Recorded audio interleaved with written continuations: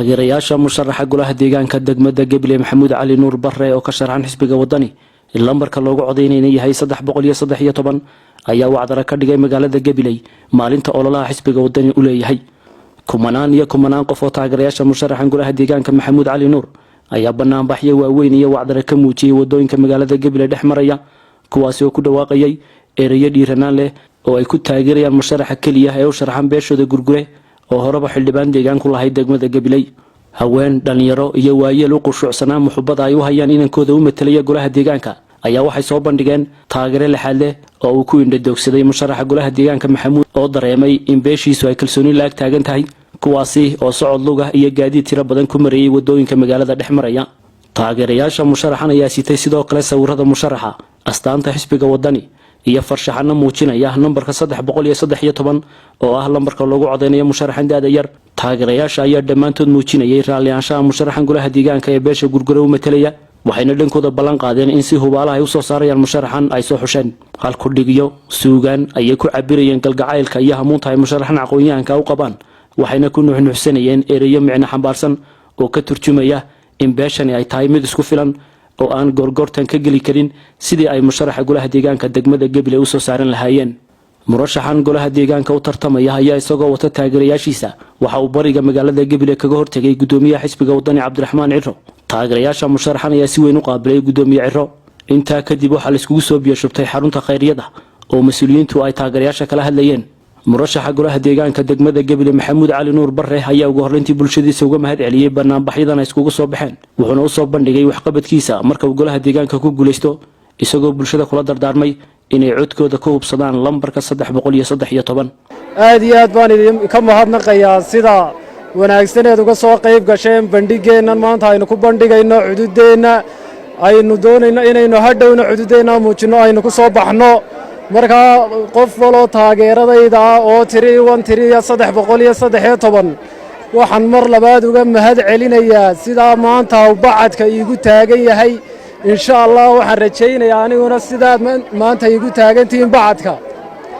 inaan markaan muxuu ahaa insha Allah ku guuleysano aan sida 5 sano oo soo socda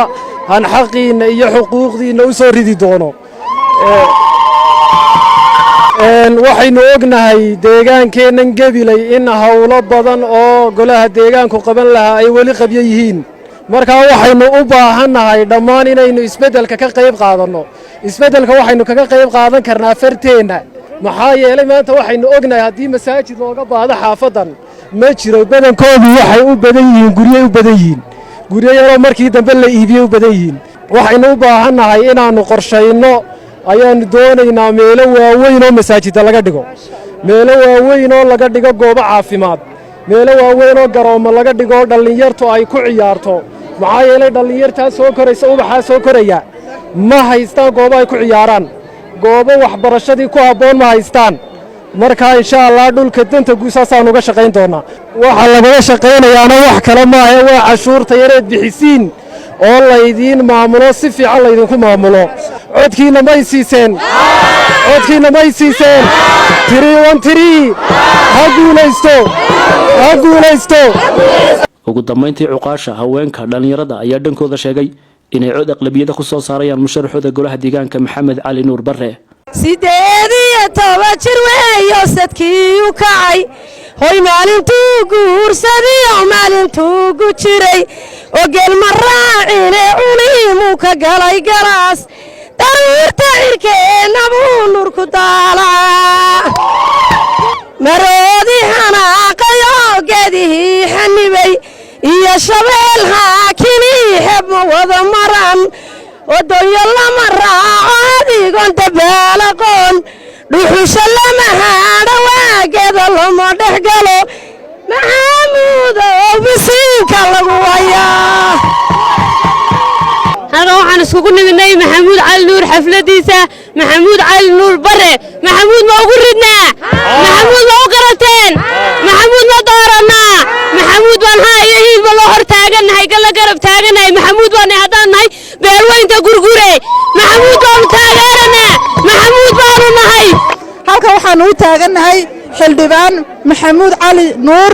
oo ka soo jeeda beesha gurgure oonu codkiisa iyo taageeradaba u muujinayno insha allah. maxamuud baan codka siinaynaa, maxamuud baan ugu ridaynaa, hiiliyahooba isagaan la garab taaganahay, ilaahay nagu taageero. maanta waxaa fariinteedan ku socotaa xisbigii kulmiya oo arkaysaan in boodhka lagu liqay, soo boodhka laguma liqin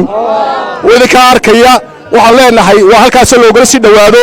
xukuumaddina in yar baa inooga harsan, inta labadaas sanee muuse u harsan unbaa inooga harsan. waxa weeye markaa insha allahu tacaala inaynu awooddeen waxa weeye iyo maanta hadafkeen waxa weeye inaynu xildhibaankaa arkaysaan inaynu codka siino. dee waxaan u malaynayaa kulmiye dhoolatus intaasi way ugu filan tahay. nimankii shalay halkan ka lahaa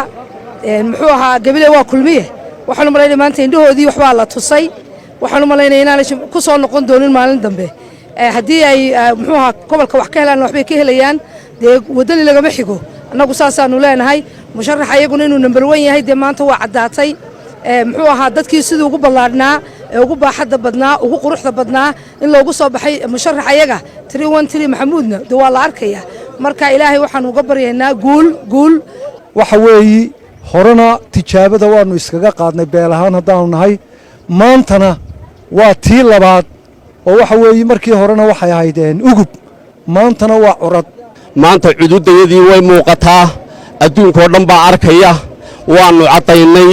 maalinta labaadna taatu ka daran baan dhigi doonnaa insha allah. guddoomiyahana waannu ugu hambaliyey sidaa fiican ee uu noo soo ajiibay ee uu yimid gobolka. maxamuud cali nuur 313 waxa weeyaan astaantiisa ha jiro ha joogo ha soo baxo. waxaan leeyahay beeshana horena waynuu guulaysannay, iminkana waynu guulaysanaynaa. xildhibaankii ugu horreeyey aynu ku dhalmo barannay wuxuu ahaa cali shiin oo anigaa garabka haysta. xildhibaankaasaynu ku dhalmo barannay. maanta kan isagu fooshiisu inama dhibaysaba, waa kii labaad. waynu dhalaynaa oo si dhib yar baynu dhalaynaa insha allah. waa Jacfar Cawil Hereeri, telefishinka Sahan magaalada Gabiley.